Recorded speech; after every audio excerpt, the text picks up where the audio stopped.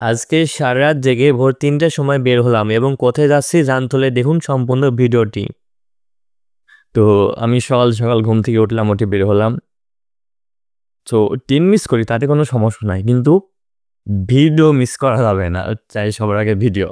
তো প্রথমে অ্যালার্ম দিয়ে আসলাম, তারপর ৩টার সময় ঘুম থেকে উঠলাম। তো সকালে খুব কুয়াশা ছিল, সেই জন্য কালারটা খুব একটা ভালো আসে নাই। এরপর আমাদের বাজার থেকে আমিও আমার প্রাণপ্রিয় বন্ধু শিহাব একসাথে বের হলাম। মানে সে যাবে এই আব্দুলপুর স্টেশন পর্যন্ত, তো সেই পর্যন্ত একসাথে যাব। তো আমরা দুজনা ভ্যানের উপর যাচ্ছিলাম। তো এখানেও দেখলাম যে কুয়াশা কুয়াশা ভাব, সেই জন্য ক্যামেরার এই অবস্থা। তো অবশেষে আমি আর শিহাব আব্দুলপুর স্টেশনে চলে আসলাম। বাহ, বন্ধু আমার সকালবেলা যে সুন্দর হাসি দিচ্ছে। মেয়েরা তো এমনিতে ক্রাশ খাবে, কিন্তু আমার হাসি দেখে কেউ কখনো ক্রাশ খেলো না।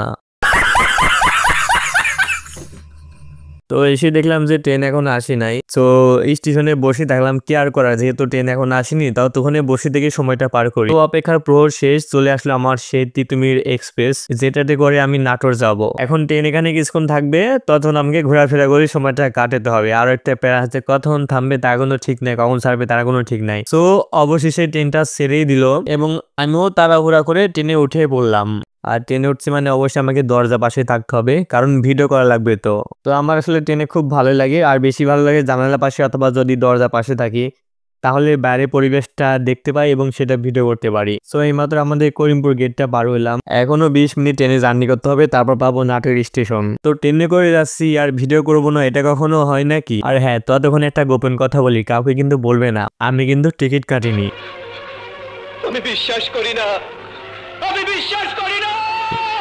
তো সেই জন্য মনে মনে একটু ভয় ছিল, যদি এসে চেক করে আবার টিকিট কাটা লাগবে। যাই হোক, ওটা কোনো ব্যাপার না, আসলে তো টিকিট কাটতেই হবে। তো ফাইনালি চলে আসলাম নাটোর স্টেশনে। এখন এখানে একটু ঘোরাফেরা করে এখন বের হতে হবে আমাকে হচ্ছে নাটোর কোর্টে যাওয়ার উদ্দেশ্যে। তো এরপরে একটা অটো নিয়ে চলে আসলাম নাটোর কোর্টে।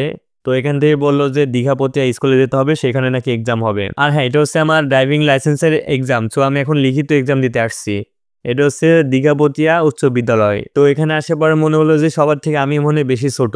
তো আমি একটু অনেক নার্ভাসই ছিলাম, কারণ কি আসবে না আসবে, কারণ এরকম পরীক্ষা তো আমি এর আগে কখনো দিই নাই। তাই মানে এখানে যে আসছে একটা হাই স্কুল ফিল পাচ্ছি। তো অবশেষে পরীক্ষাটা সম্পন্ন করলাম। এখন এখান থেকে ভাইবা দিতে সে কোর্টে যেতে হবে। তো এখানে আসার পরে অচেনা এক বন্ধুকে পেলাম। সো তার সাথে সময়টা কাটাচ্ছি, যেহেতু এখানে আমার পরিচিত কেউ নেই। সো তার সাথে আমি পরিচিত হয়ে নিছি। উত্তরা গণভবনে দেখলাম যে অনেকজন আসছে বাস নিয়ে, তারা পিকনিক করতে আসছে, এক কথায় ভ্রমণে আসছে।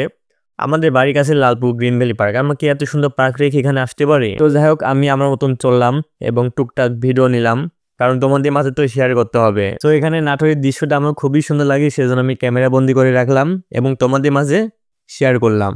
সো এখানকার কাজ শেষ, এখন বাড়িতে যেতে হবে। সো এখন বাড়ি যাওয়ার উদ্দেশ্যে বেরোলাম। তারপর আমি বারবার অটোর সামনে বসি, কিন্তু এবার সামনে অনেক বস্তা ছিল, সেই জন্য পিছনে বসেছিলাম।